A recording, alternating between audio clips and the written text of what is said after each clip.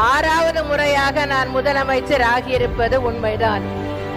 முதலமைச்சர் ஆன நாள் முதல் 1991 முதல் இன்று வரை எனது நிலைப்பாட்டில் எந்த மாற்றமும் இல்லாமல் தொடர்ந்து கச்சத்தீவை மீட்பதற்கு என்னால் முடிந்த நடவடிக்கைகளை மாநில அரசின் அதிகார வரம்பிற்கு உட்பட்ட வகையில் நான் செய்து கொண்டுதான் இருக்கிறேன், நடவடிக்கைகளை எடுத்துக்கொண்டுதான் இருக்கிறேன். பிறர் ஏசும் ஏச்சை உரமாக்கிக் கொண்டு வளர வேண்டும் என்று அடிக்கடி பேரறிஞர் அண்ணா அவர்கள் கூறுவார்கள்.